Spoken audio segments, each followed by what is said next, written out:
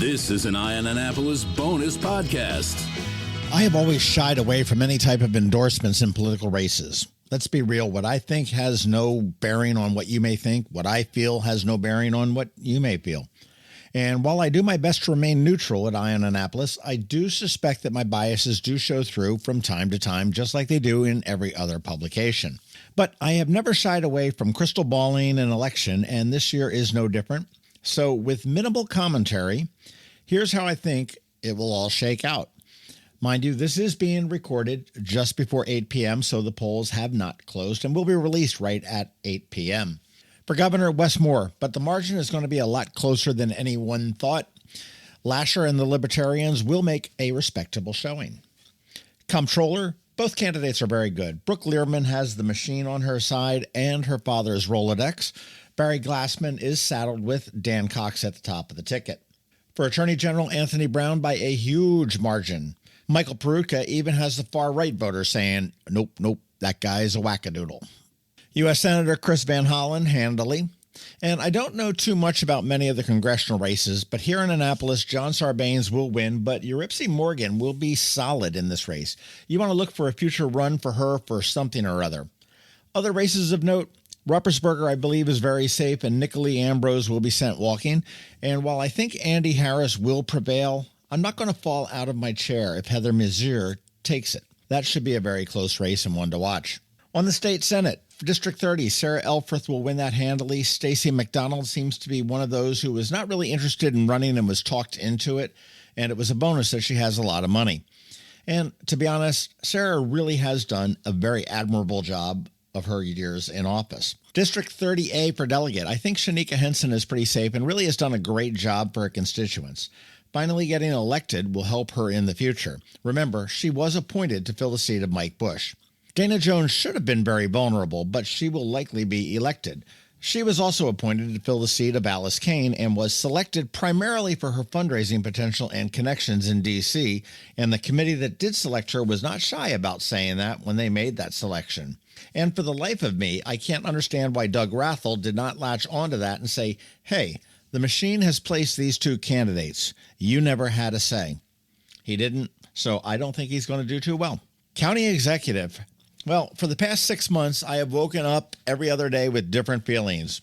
I wake up one morning and, Jessica Hare has it. Next morning, it's, Stuart Pittman has it. When I woke up this morning, I had a feeling that County Executive Pittman will be a single-term executive and Jessica Hare will win this race by one of the slimmest margins we've seen, which probably will not be determined for a week or more.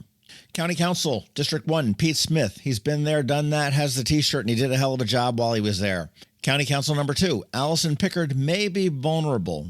I understand that Noel Smith is running a very hard and good campaign, and Glenn Burney is turning a little bit from staunchly blue to a little bit of a shade of purple. Allison has been very instrumental in moving that Glenn Burney revitalization forward. I do think Allison takes it. County Council 3, Nathan Bolke is running for a second term, and honestly, as we get into the questions, a third term would position him to run for county executive after Jessica Hare terms out or when Pittman terms out. He is running unopposed but has drawn a write-in opponent. That won't go anywhere.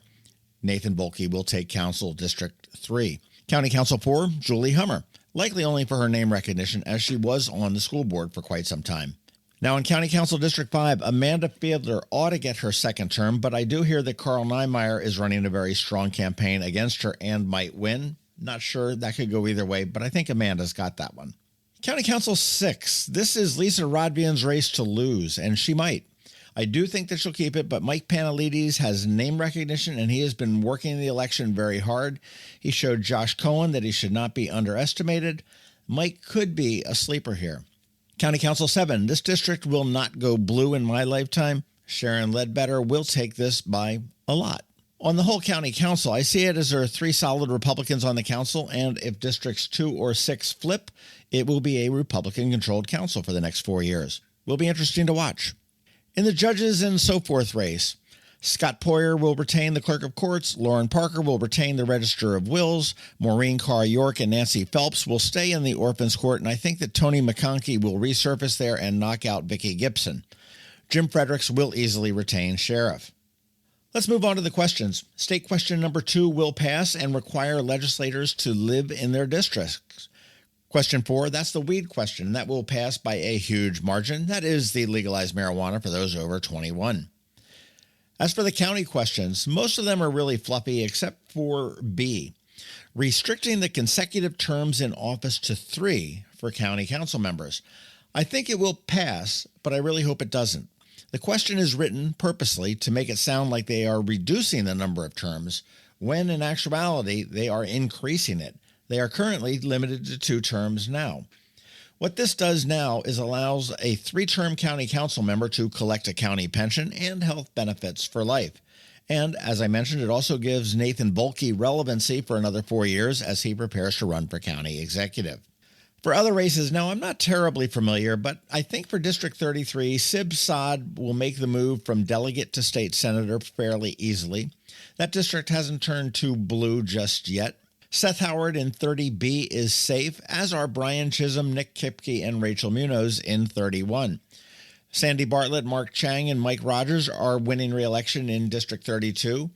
And District 33 was split up. 33A should go to former County Councilman Andrew Pruski. 33B, I have no idea. And 33C may swing back to red with Kerry Gillespie. Incumbent Heather Bagnall shocked me when she won that deep red seat from Tony McConkey last time around, but she really hasn't been a force in the legislature. So there you have it. I'll compare my crystal ball with the real results when they're known. This has been a bonus podcast from Ion Annapolis. Please visit us at ionannapolis.net. Follow us on Facebook at All Annapolis and on Twitter at Ion Annapolis.